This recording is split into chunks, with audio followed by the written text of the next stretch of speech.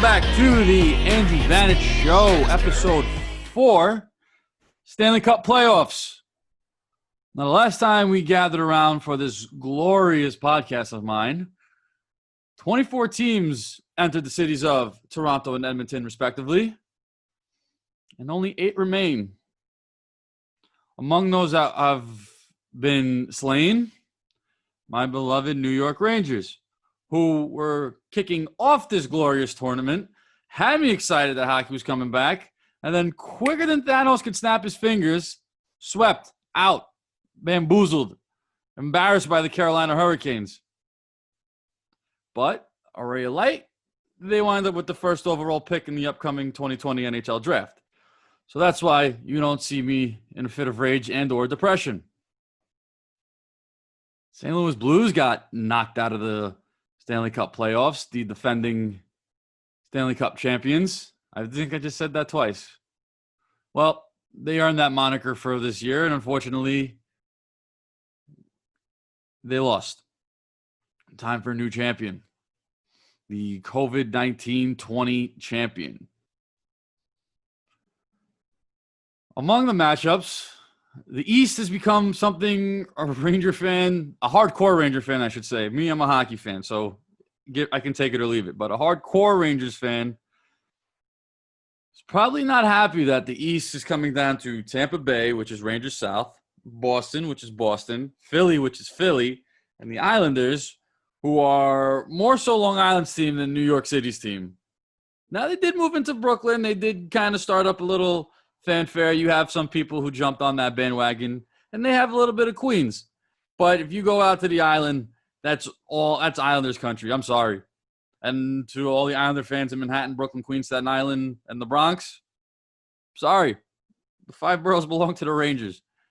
You have Long Island. Now, if you, let's say things go your way the rest of this tournament, then maybe you could start nitpicking. Maybe you could take the fake Ranger fans with you. I'll give you that.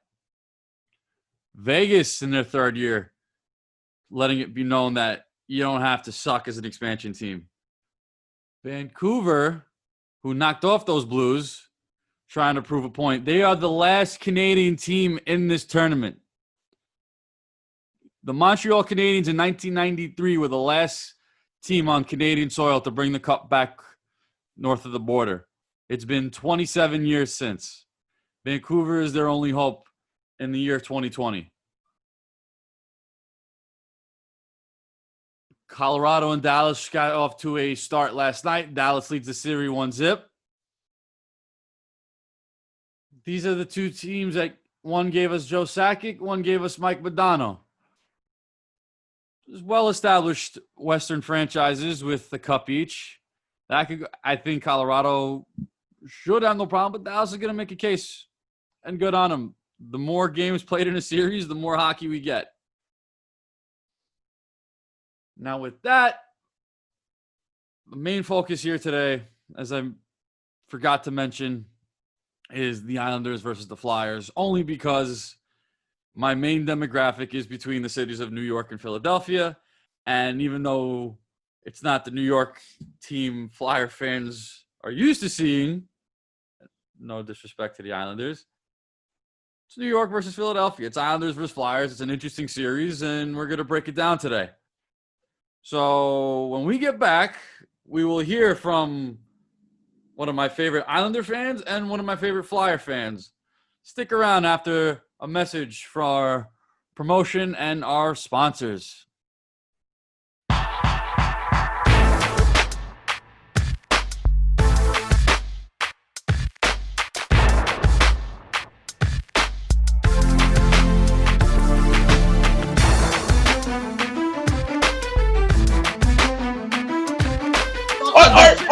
Are you against players getting paid? No. Is that what it is?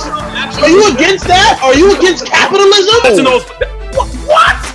What are you talking about? What? Someone in their 40s and 50s. Come on, man. We gotta make sure. we gotta make sure. You know what I'm saying? We gotta make sure that we in the building when we. You know what I'm saying? No, stop it. Wait, he's not on the list of places. He just not belong in Mount Rushmore. He Why plays does he play indoors? Dan Marino plays in season. Miami.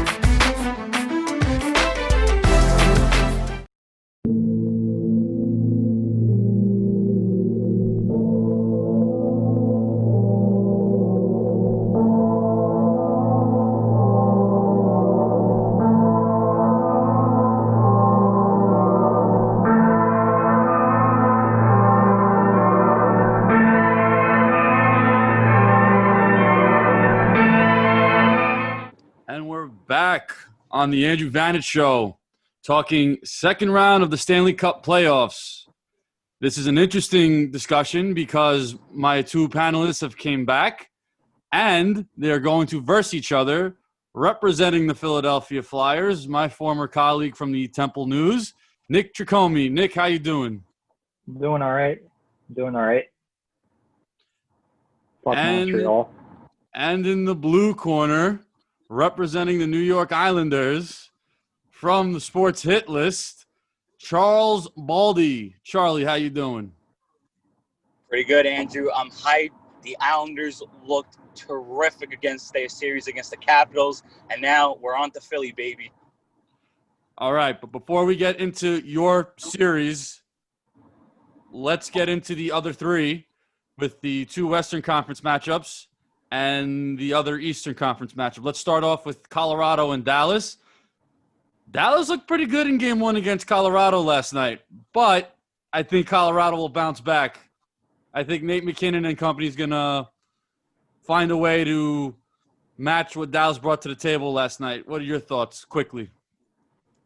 I don't think Dallas is going to be able to maintain, a 6-goal per game, series. So I do think they will regress a little bit. And I think once that happens, things will start to click for the Avalanche. And I think the Avalanche will win the series in 6. It's interesting because Dallas is a team where they're in a position to put up or shut up, and Colorado's still on the rise. I do like Colorado more.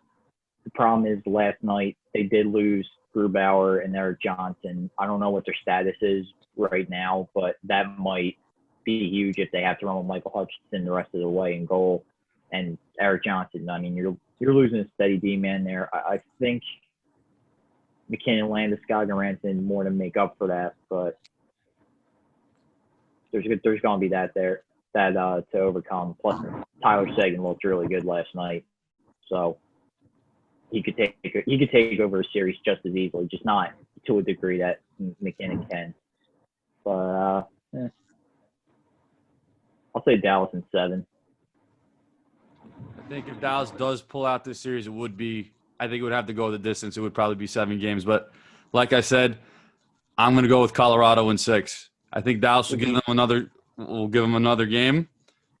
But I think Colorado has enough manpower just to move on to the Dallas Western would be Final. their first Western Conference Final appearance in 12 years. Last time was 08, I think. The Avalanche? No, Dallas. Dallas. I think their last playoff appearance before that drought was 08, and they made it all the way to the Western Conference Final.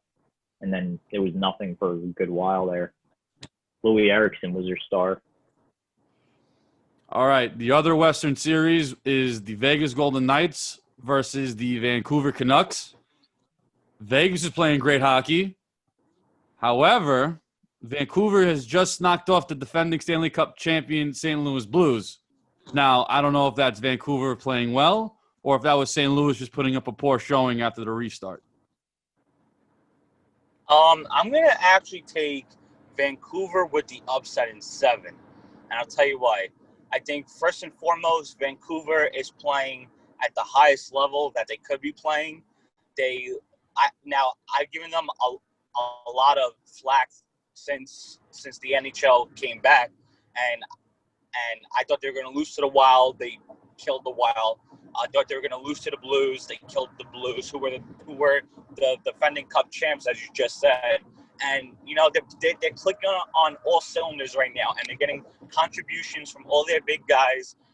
And Vegas, I mean, yes, they are the 1 seed. Yes, they took care of business against Chicago, but I don't know. they just haven't looked in form. And then you have Marc-Andre Fleury's agent tweeting out a picture saying that his client got like backstabbed by Vegas. So I think now you got controversy happening in the locker room, and that's not going to bode well for a team in the playoffs. So I think Vancouver could pull out the series, but it will probably have to be in 7.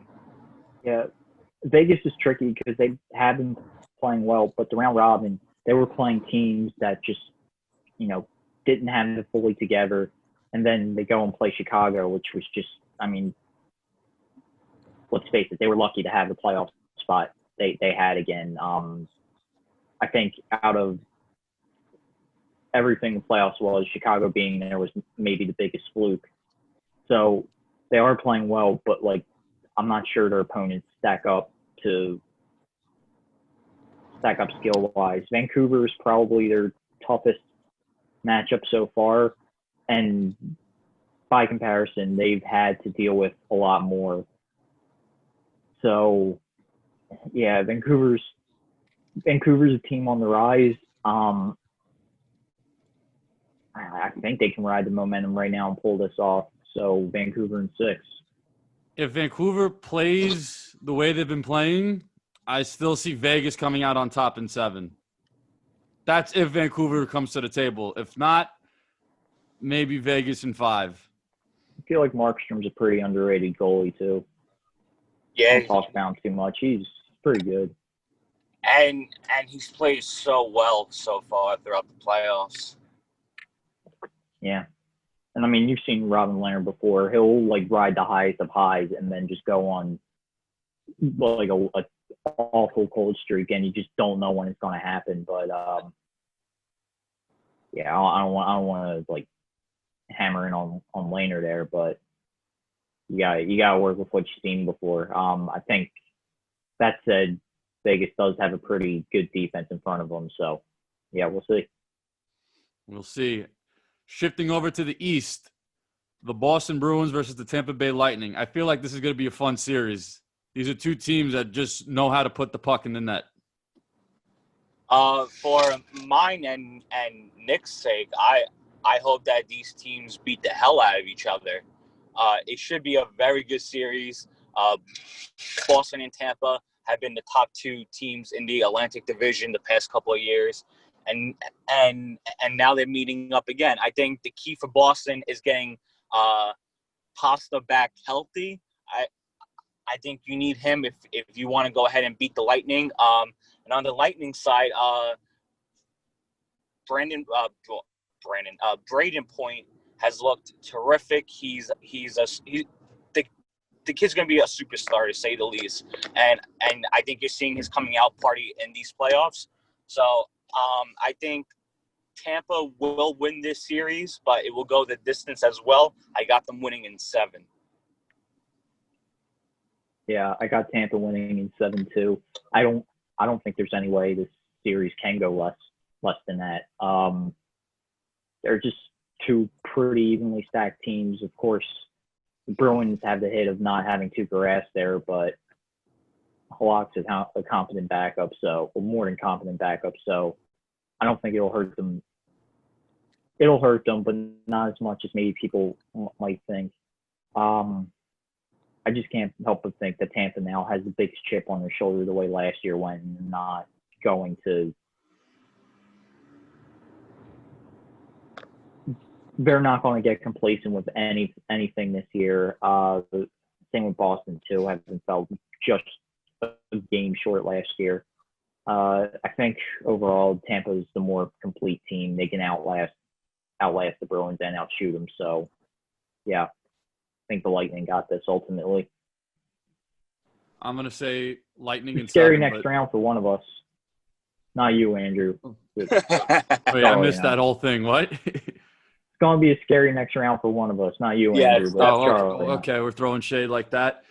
Well, I'm going to say the Lightning in 7, but I won't count Boston out. If they win, it won't be a surprise. But I feel like Lightning will pull this out in 7. This is just going to be Stamkos smash mouth hockey for sure. Now, the main reason why you guys are here. The moment we've all been waiting for. Philadelphia Flyers, New York Islanders. Flashbacks of when the 2009 World Series took place and your two teams were in it, and and my team, the Laughingstock, had to watch it with sour grapes. This time it's the Rangers watching the Islanders and Flyers going at it. Andrew, you have to do that all the time.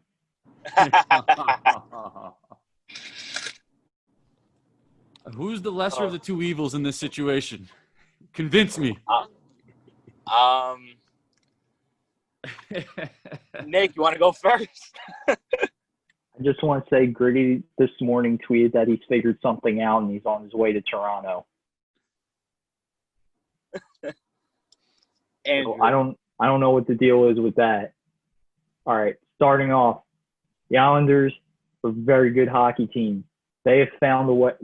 They've benefited hugely from having to break from the restart because the way they play hockey, they just have to constantly forecheck, and that's a system that during an 82-game regular season will tire you out quick. And they were banged up to the point where, I mean, we didn't even know if they were going to make the playoffs when the season stopped.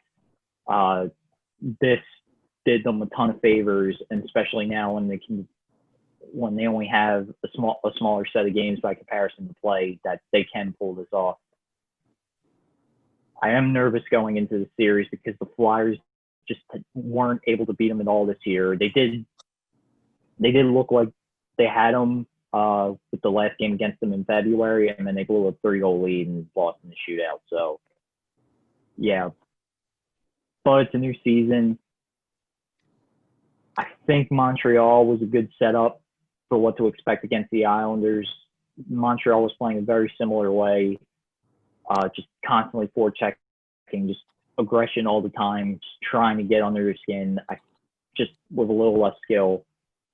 So I think if the Flyers can take on Montreal, if they're smart about it, they can beat the Islanders too, but it's going to be tough. And again, just like Tampa Bay and Boston, I can't see, I don't like saying this, but I can't see it being anything other than a 7-game series. So do yoga, meditate to keep the stress down as much as possible, I guess, whatever you need to do.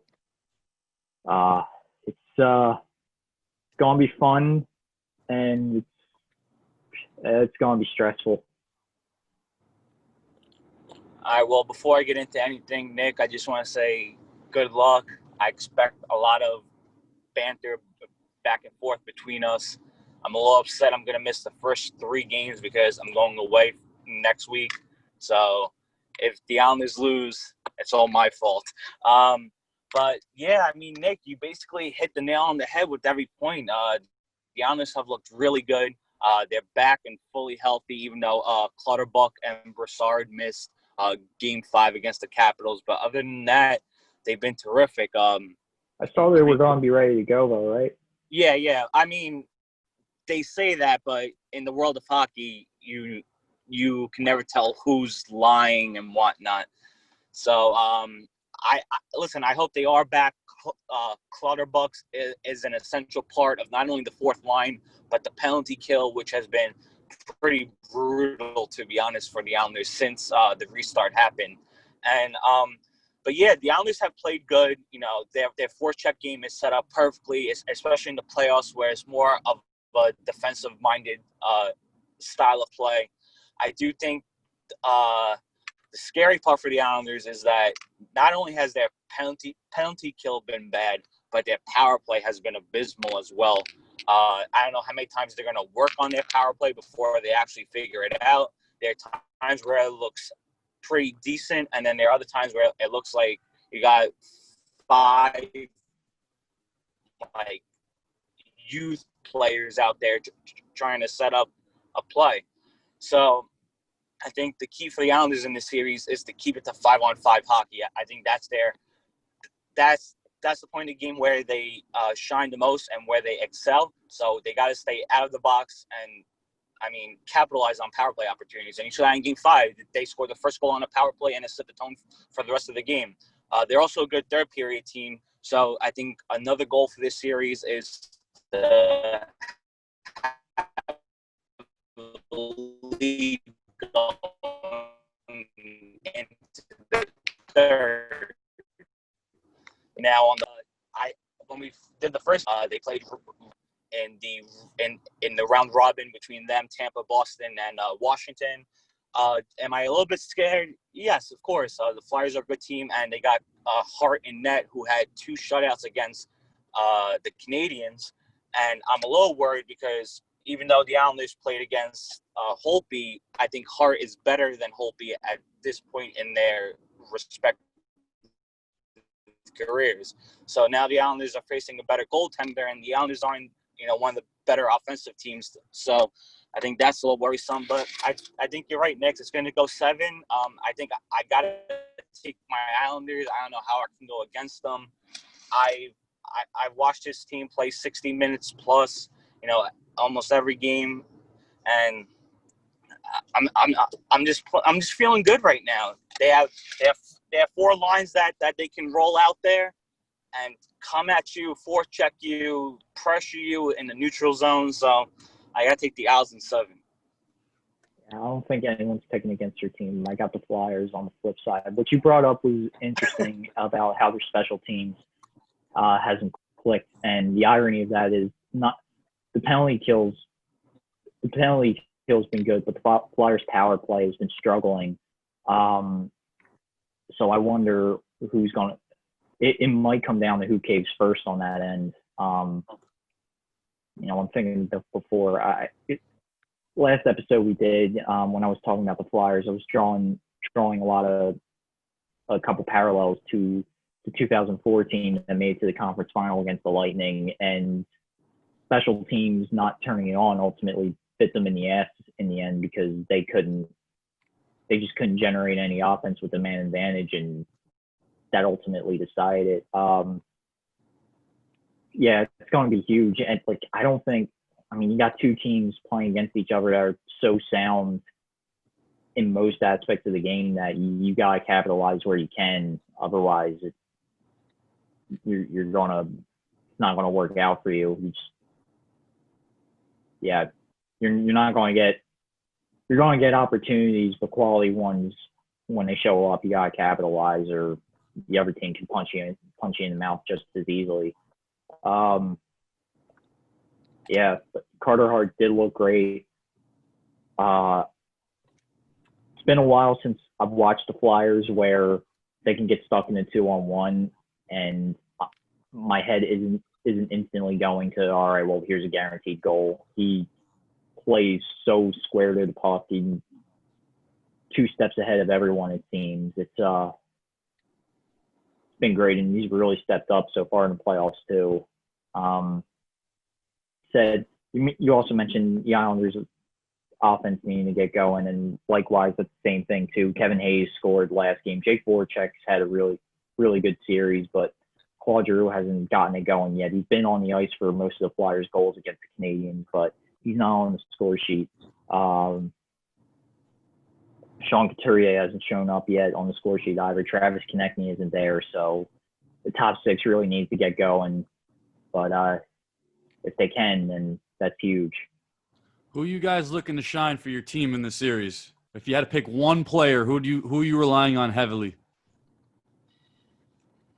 I want to say Pajot, and I say that because the 4th line has done their thing, forechecking, hitting, pressure in the offensive zone.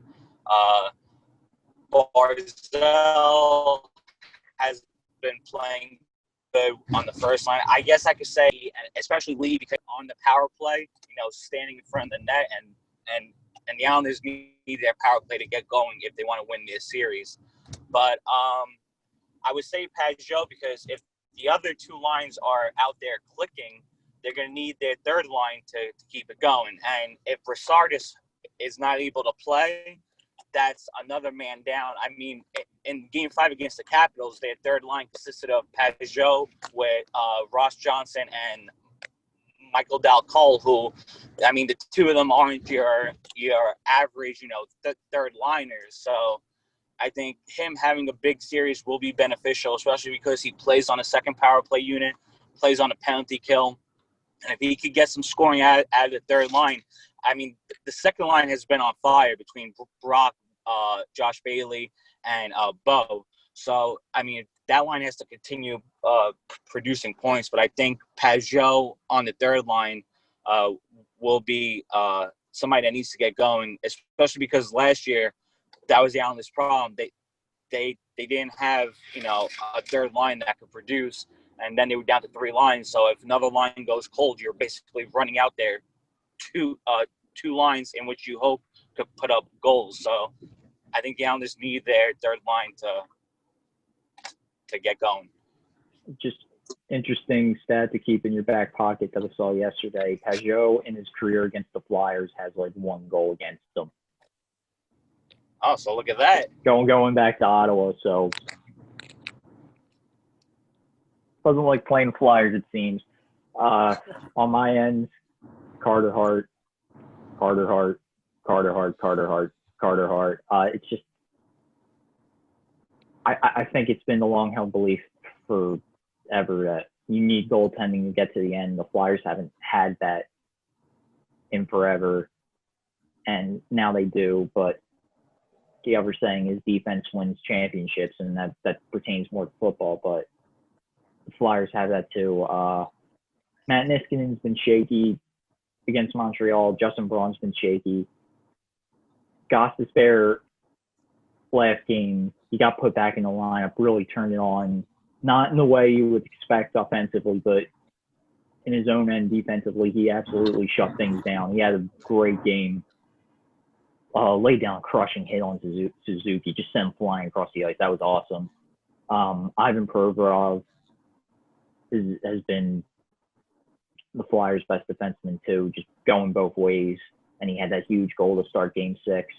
The back end is really going to be what gets the Flyers through this, or not.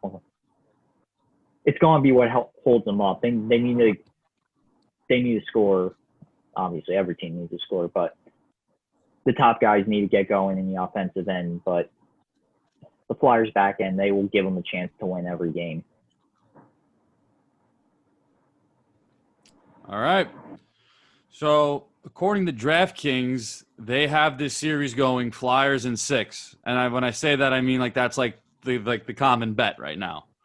So, with that being said, do you two want to make like a little food bet? Like, let's say if Charlie's Islanders come out, he gets a cheesesteak. If Nick's Flyers come out on top, he gets fresh baked goods from Bensonhurst. Like, all right. Well, Andrew, as you know, I'm very, very superstitious, and that's why I won't join you for any Islander playoff games. So I never bet on my teams. I mean, I might once or twice in the regular season if they're playing like a really terrible team. But there's just too much pressure. Every game is so important. I don't even want to take the risk. I mean, it's already killing me that I'm not even going to watch the first 3 games. So I'm already feeling terrible about myself. So I really don't want to do any bets. I'll say when things are back to normal, however long that is, and be it in Philadelphia or wherever the Islanders are going to be, if they're going to be in Belmont by that time, we'll figure it out after.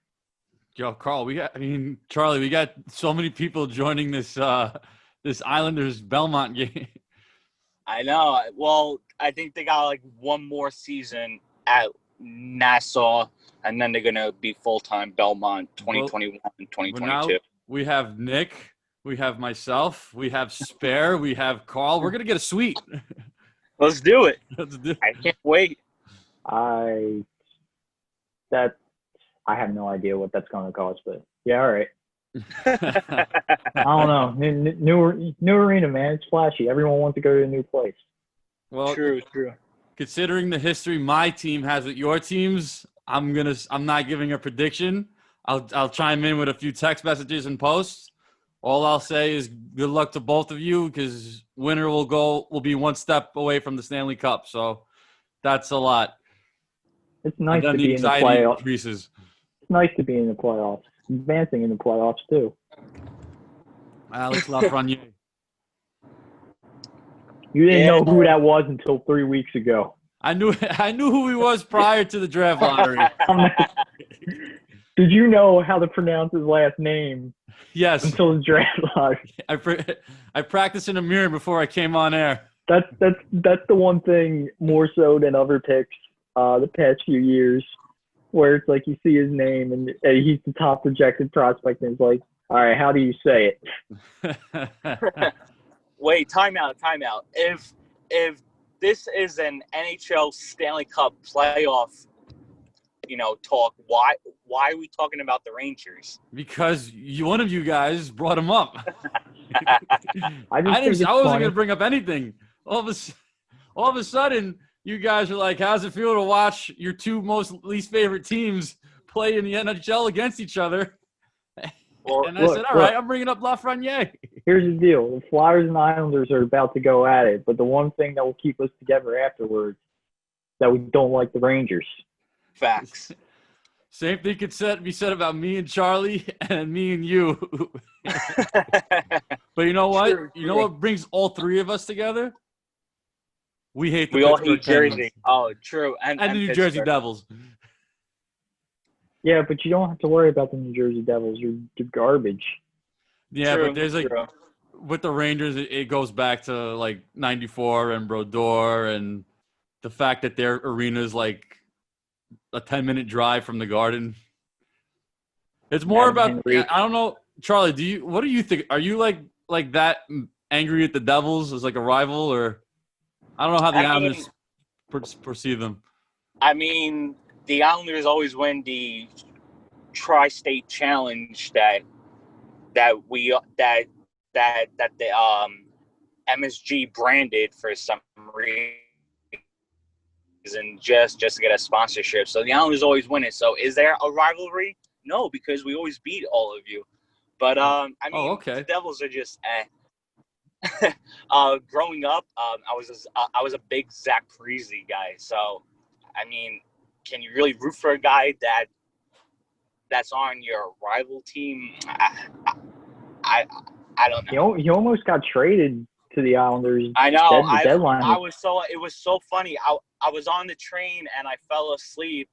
And I went on the ground, and as soon as I came back up above ground, I got like a billion texts saying that the Islanders are so close against Zach Parise. So now I'm sitting up, I'm there on the train, like scrolling through Twitter and like texting everybody, calling people. I'm like, what's happening?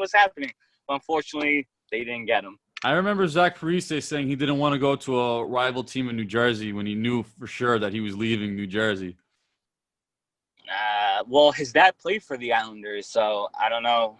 Yeah, that was what I remember. It was so long ago. The Islanders were on shaky ground at that point too. So yeah. I remember it was Pittsburgh they were talking about, and then Minnesota just swooped in and gave them all the money, and yeah, that messed up their cap. Pretty bad. Messed up their cap. My guys on the New Jersey Devils, as much as I grew up disliking them, were Brodeur and Patrick Elias. I didn't like Scott Stevens. I respected him, but he killed Lindros. Lindros was one of my first favorite Ranger players, only because you grow up in a Greek house and they take you to your first Ranger game and they go, "See, Eric, that guy Eric Lindros, he's Greek." And you give up the 2 thumbs up, and then he starts scoring goals, and it's like, hey. Yeah. Flyers Islanders. It's going to be It's going to be fun. It's going to be fun. I'm also terrified. I'm not looking forward to it, but I also am. Listen, it's been a while since you've seen the Flyers team this good, and I don't want it to stop. So I know the Islanders have looked so good. They crushed the Capitals. Listen, I'm gonna try to watch as much of the first 3 games as possible, but I don't know how that's gonna go. But if the Islanders are down 3-0 by next Friday, I'm gonna be pretty upset. very upset. I'm gonna be over the moon. So listen, it should be a fun series. All remains to be seen. Gentlemen, thank you for joining me last minute. and putting together this beautiful masterpiece of a 4th episode. Thank you. Don't forget to subscribe to me on YouTube, follow me on Twitter, follow the Sports Hit List. We collaborate with them frequently, and we'll see you for the 5th show. To be Still in the determined on pandemic, topic. wear your masks. Go Flyers. Praise I Grady. hope we get an Islanders Lightning Eastern Conference Finals. No, that sucks. I don't like that. Thank you, guys.